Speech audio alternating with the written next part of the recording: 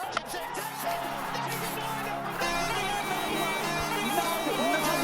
no chance. It's always New Zealand, isn't it? I mean, not only did they beat India and their decade-long run at home in Test matches, but now they've added insult to injury by winning their first ever ODI series in India. But I think India should stop playing New Zealand for a while. But jokes apart, Ayaz, what a win for New Zealand, and what a series for Daryl Mitchell. Oh, absolutely. I think, New Zealand have over the years proved to be a thorn in India's flesh. We've seen what happened in the Test series. They created history by whitewashing India in India, and now they won an ODI series. And I think that the way things seem now, and looking at this was a second string team which beat India. So when they are at full strength, when you got Mitchell Santner and some of the others coming back, Matt Henry, this will be a team to watch out for in the T20 World Cup too.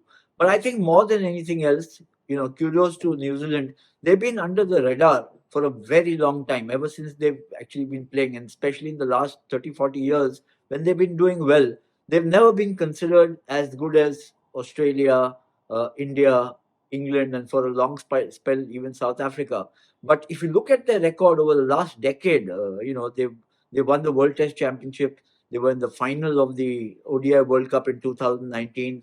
And they've just been notching up one achievement after the other, and with players like Daryl Mitchell, we've seen some fantastic batting in the recently concluded series from Virat Kohli, but to be upstaged, even Virat Kohli was upstaged by Daryl Mitchell, who just seemed to be like a run machine.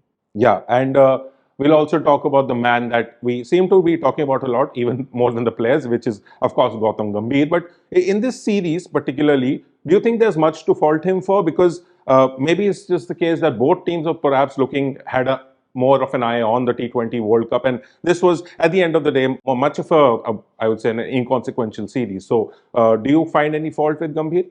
I mean, the only fault one can find right now on the face of it is that India lost. So somewhere the coach and the captain are responsible.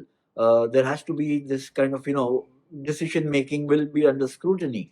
I think you're right. I mean, the attention, frankly, was larger or is going to be larger on the T20 series preceding the World Cup. So what's happened before that is not inconsequential, but not as significant in the current context. I think that one can say that, not a very settled, still playing 11. We've had, and I think players are out of form. Let's look at also from the underperformers. I think Shubman Gill had a poor series as captain and as batsman. Captain because he lost the series, batsman because he didn't make enough runs. I mentioned this, I think, once earlier when we spoke, that Shubman as well as Shreyas Iyer had an opportunity to impress the selectors enough to win a place in the T20 World Cup squad in case if Tilak Verma does not recover in time, because there's a slot open for a top order batsman.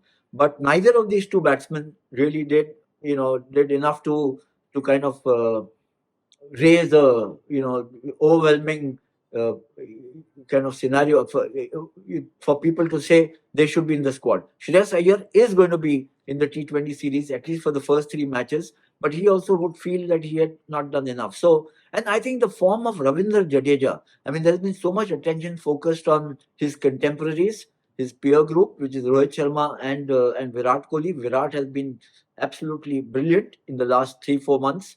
Rohit Sharma not too far behind, though he didn't have a great series against New Zealand this one.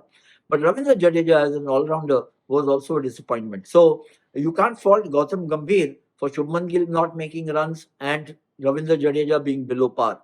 In that sense, I think that one has to look a little more closely at the players concerned than just only the coach.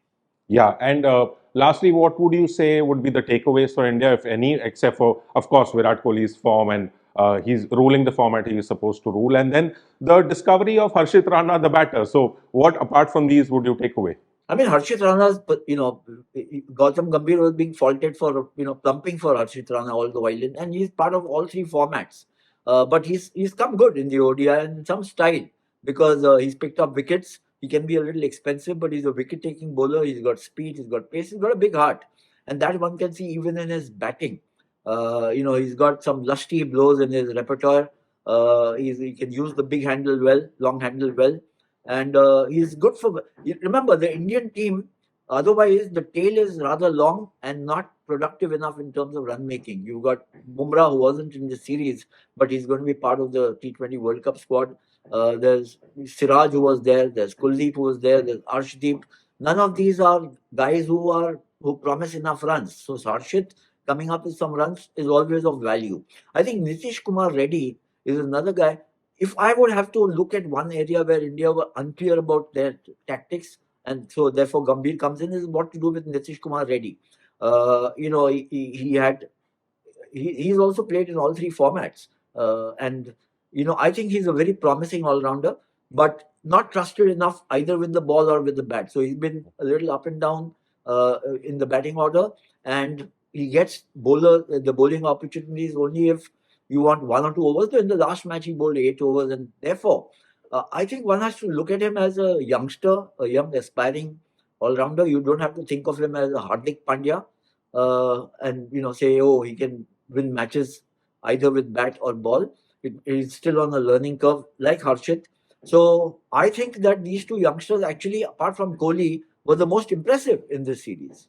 Yeah, so as I said earlier, the T20 series against New Zealand coming up, and after that, the World Cup. And we'll come back to you before that series starts. So that's it for this episode of Sports Room. We'll see you next time. Thanks, Anirudh. We'll catch up soon.